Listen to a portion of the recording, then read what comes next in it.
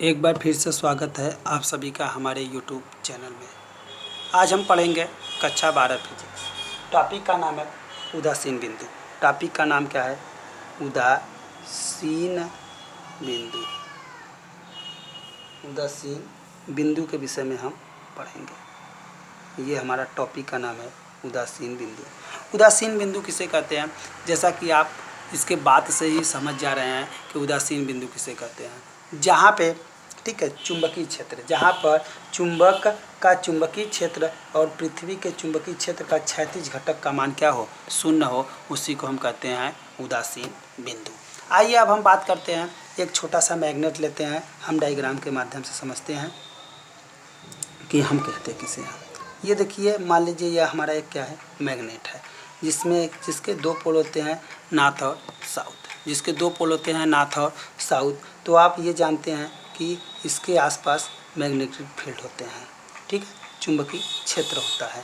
इसके आसपास चुंबकीय क्षेत्र उत्पन्न होता है, ये आप अच्छी तरह से जानते हैं। अगर इसके आसपास चुंबकीय क्षेत्र उत्पन्न नहीं होगा तो ये किसी भी वस्तु को अपनी तरफ आकर्षित नहीं करेगा। यानी इसका मतलब कि इस मैग्नेट में, इस चुंबक में आकर्षण बल होता है। किसके कारण? यानी इसका एक अपना क्या होता है? क्षेत्र होता है। इसी क्षेत्र के कारण यह किसी भी वस्तु को अपनी तरफ क्या करती है? आकर्षित करती है। आइए देखते हैं। आप ये जानते हैं कि जैसा हमारा चुंबक व्यवहार करता है, इसी तरह से हमारी पृथ्वी भी व्यवहार करती है। आप ये जानते हैं कि किसी भी चुंबक को अगर हम किसी लोहे के पास या किसी लोहे को किसी चुंबक के पास लेकर आते हैं तो उसको अपनी तरफ क्या कर लेता है? आकर्षित कर लेता है। यह चुंबक के गुण हैं। अब पृथ्वी भी किसी भी वस्तु को अगर हम ऊपर फेंकते हैं तो वह किसी भी वस्तु को अपनी तरफ क्या कर लेता है? खींच लेता है, यानी अपने तरफ आकर्षित कर लेता है। और कोई मैग्नेट भी खींच लेता है। तो हमें ज्ञात करना है उदासीन बिंदु हमारा कहाँ पर होगा। तो इसमें हम एक नोटेड पॉइंट है कि हम जब भी निकालेंगे मैग्नेटिक फील्ड यानी चुंबक उदासीन बिंदु निकालेंगे तो दो बिंदुओं के यानी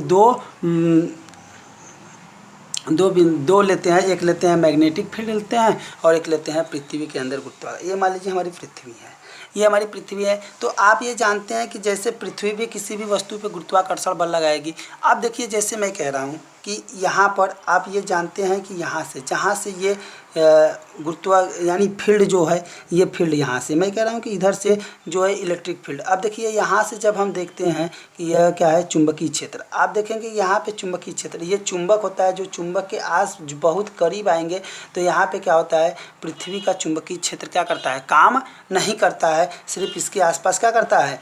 मैग्नेटिक फील्ड यानी चुंबक का ही क्षेत्र काम करता है। ये आप जानते हैं। तो यहाँ से अगर हम यहाँ पे देखेंगे तो यहाँ पे पृथ्वी का क्या होता है? गुरुत्वाकर्षण बल क्या होगा? कम होगा, यानी चुंबकीय क्षेत्र उसका क्या होगा? कम होगा। तो ये धीरे धीरे हम इसको क्या करना शुरू करते हैं? बढ़ाते हैं। जो ही हम इस मैग्नेट से इसको दूर भेजते हैं तो आपको देखने को मिलता है कि इसका प्रभाव धीरे धीरे क्या होने लगता है? कम होने लगता है। यानी वस्तु की जो आकर्षण, जो इसका आकर्षण बल होता है, यानी इसका क्षेत्र क्या होने लगता है? कम होने लगता है। जब इसका क्षेत्र कम होने लगेगा तो आपको ये पता होगा कि इस पर किसका प्रभाव ज़्यादा पड़ना शुरू हो जाएगा? चुंबकीय क्षेत्र का प्रभाव अगर कम होगा तो इस पर सबसे ज़्यादा प्रभाव किसका पड़ना शुरू हो जाएगा? पृथ्वी के गुरुत्वाकर्षण का प्रभाव पड़ना शुरू हो जाएगा। एक समय ऐसा आएगा जहाँ पे इन दोनों का मान क्या होगा? इन दोनों का मान ऐसा होगा, शून्य होगा। इन दोनों का, यानी इसका गुरुत्वाकर्षण और क्या होता है? चुंबक का गुरुत्वाकर्षण बल। आइए यहाँ पे क्या होगा? दोनों का एक ऐसा स्थिति आएगी जहाँ पे दोनों का क्या होगा? चुंबकीय प्रभाव क्या हो जाएगा? शून्य हो जाएगा।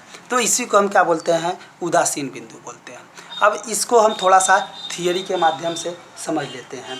ठीक है, चुंबक का वह क्षेत्र, ठीक है, चुंबक का चुंबकीय क्षेत्र पृथ्वी के क्षैतिज, ठीक है, पृथ्वी के चुंबकीय क्षेत्र के क्षैतिज घटक शून्य हो जाते हैं। इसको हम क्या बोलते हैं? उदासीन बिंदु बोलते हैं। जहाँ पर क्या होता है? चुंबक का चुंबकीय क्षेत्र और क्या होता है? पृथ्वी का क्षैतिज घटक, ठीक है, पृथ्वी के चुंबकीय क्षेत्र का क्षैतिज घटक क्या हो जाए? शून्य हो जाए। उसी को हम बोलते हैं उदासीन बिंदु बोलते हैं। उसी को हम क्या बोलते हैं? उदासीन बिंदु। एक बार फिर से समझ लेते हैं। देखिए, आपको हम इसके पहले बता चुके हैं कि चुंबक का चुंबकीय क्षेत्र को हम किससे प्रदर्शित करते हैं?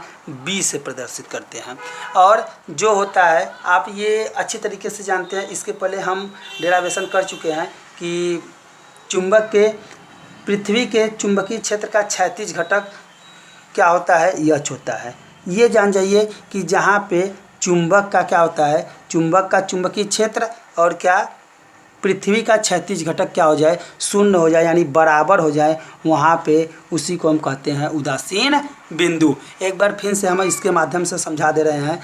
ये वह क्षेत्र जहाँ पर चुंबक का चुंबकीय क्षेत्र, ये चुंबक का चुंबकीय क्षेत्र तथा पृथ्वी के चुंबकीय क्षेत्र के क्षैतिज घटक, पृथ्वी के चुंबकीय क्षेत्र के क्षैतिज घटक का मान क्या हो जाए? शून्य हो जाए, वह क्या कहलाता है? उदासीन बिंदु कहलाता है। उम्मीद है बच्चों आपको डायग्राम से काफ़ी अच्छा समझ में आया होगा। यानी ये समझ जाइए कि यह चुंबकीय क्षेत्र और पृथ्वी के क्षैतिज घटक का मान जहाँ पर शून्य होगा उसी को हम क्या बोलेंगे? उदासीन बिंदु बोलते हैं। ओके बच्चों, उम्मीद है आपको बहुत अच्छे से समझ में आई होगी। जय हिंद, जय भारत बच्चों।